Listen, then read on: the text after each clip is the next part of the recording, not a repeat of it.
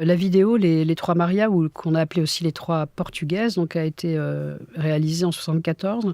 En 73, 3 femmes donc qui s'appelaient, alors là je reprends mes notes, Maria Isabel Barreno, Maria Teresa Horta et Maria Velo da Costa, donc des noms typiquement portugais, enfin je veux dire de la culture catholique portugaise.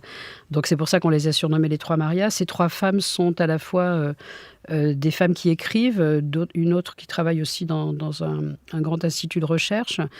Le Portugal donc est, sous la dictature donc de Salazar, même s'il a été remplacé par un autre, président depuis 5 ans quand elles font le film. Mais il y a ces femmes donc qui se posent la question du statut des femmes portugaises face donc à la politique. Il y a beaucoup d'incarcération, il y a une police politique qu'on appelle la PIDE qui est très, très importante. Et il y a aussi l'influence évidemment de l'Église catholique, les questions du droit à l'avortement, des libertés individuelles, d'une sexualité libre, enfin beaucoup, beaucoup de questions. Elles vont décider toutes les 3 en fait, en s'inspirant donc des Lettres portugaises qui est un livre qui date du XVIIe siècle, qui a été écrit par une femme qui avait été mise de force dans un couvent par sa famille. Cette femme donc tombe amoureuse alors c'est la petite histoire, mais c'est assez marrant.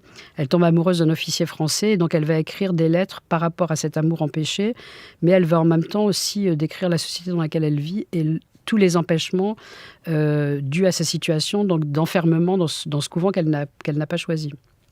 Elle s'inspire donc de ce livre, c'est pour ça que ça s'appelle Les Nouvelles Lettres portugaises, donc inspirées de ce livre. Et ces nouvelles lettres portugaises, vont être composées donc à 3 mains, mais séparément. C'est-à-dire qu'elles vont travailler toutes les 3 séparément. Il y a des poèmes, des textes, même des textes qui pourraient être des chansons, des critiques. Et ensuite, elles se retrouvent régulièrement dans un restaurant et elles échangent en fait leurs textes. Et ça va donner donc le corpus de ce livre qui va paraître donc en 73 au Portugal et qui va immédiatement être censuré. À la suite de cette censure, donc le livre circule clandestinement au Portugal. Un mouvement de solidarité internationale va se créer. Simone de Beauvoir, je crois qu'il y avait Duras aussi et Christiane Rochefort en ont connaissance. Donc il y a des pétitions qui circulent. Les Insoumises, les Musamuses en ont connaissance, donc elles décident de faire quelque chose et ça va être l'occasion de tourner en fait une soirée de soutien qui aura lieu au théâtre de Chaillot, où Delphine Seyrig est présente puisqu'elle va lire en fait des extraits de ce livre. Il y aura aussi de la musique. Enfin voilà, c'est une soirée de soutien à ces femmes qui va être filmée, qui va donner donc ce film, cette vidéo très emblématique, donc Les Trois Marias, Les Trois Portugaises, qui va faire connaître en fait leur lutte beaucoup plus facilement parce qu'à l'époque, il faut quand même se rappeler qu'il n'y a pas de téléphone portable, il n'y a pas Internet.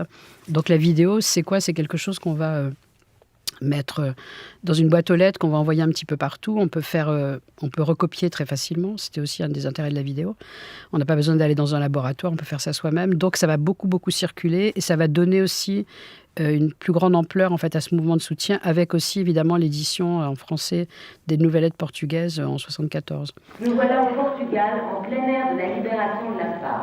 La femme vote, est universitaire, travaille, la femme boit, la femme fume, la femme discute des concours de beauté, la femme porte la mini-maxi-jupe, les hot pants, le temps passe, dit j'ai mes rêves devant les hommes, la femme prend la pilule, rase les poils des jambes et des aisselles, porte le bikini, la femme sort seule la nuit, va au lit avec son amoureux, la femme dort nue, la femme comprend, c'est déjà ce que veulent dire certains mots tels que orgasme, vagin, sperme, testicule, érection, frigidité, clitoris, masturbation, vulve. Il y a une partie donc de la captation de cette soirée donc de soutien à Chaillot. Et puis il y a aussi cette prise de distance par rapport à ce qui a été filmé avec la voix donc d'une des Marias qui va donner justement un aspect critique. Et ça, c'est tout à fait dans la pratique des Insoumises, de toujours avoir cette distance critique, même par rapport à ce qu'elles font elles-mêmes ou que d'autres peuvent avoir sur ce qu'elles ont fait.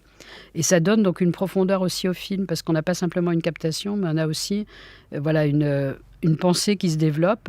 Et en plus, c'est très intéressant parce que c'est une des 3 femmes qui a écrit donc, les Nouvelles Lettres portugaises. Et ça va donner au film un peu plus de profondeur et de distance. En tout cas, disons, la seule chose que j'aurais à redire, c'était que peut-être le côté politique pourrait être plus représenté dans ce vidéo.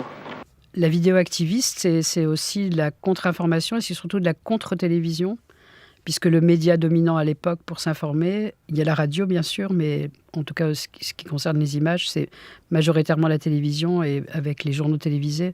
Donc effectivement, les Trois Marias s'inscrivent dans cette tradition, on va dire, du cinéma activiste ou militant ou de la vidéo activiste, qui se veut un instrument de pouvoir. C'est pour ça qu'on parle aussi de caméra au point, puisque ça permet donc à des personnes engagées de donner leur point de vue sur une situation. Ces 3 femmes, à la suite de toutes ces campagnes, vont être en fait acquittées, puisqu'elles étaient quand même passibles de peine de prison. Et quand on connaît l'état des prisons et de la violence des prisons au Portugal pendant la dictature de Salazar et du président qui suit, c'était vraiment pour elles en fait être sauvées aussi de ça. Donc on voit aussi l'aspect justement international des luttes pour en fait ces vidéastes qui s'engagent. Elles se sont engagées aussi avec des femmes allemandes auparavant au Brésil avec des femmes détenues politiques au Brésil pour Delphine Seyrig. Donc il y a une vraie volonté que ces luttes ne soient pas des luttes franco-françaises mais bien internationales.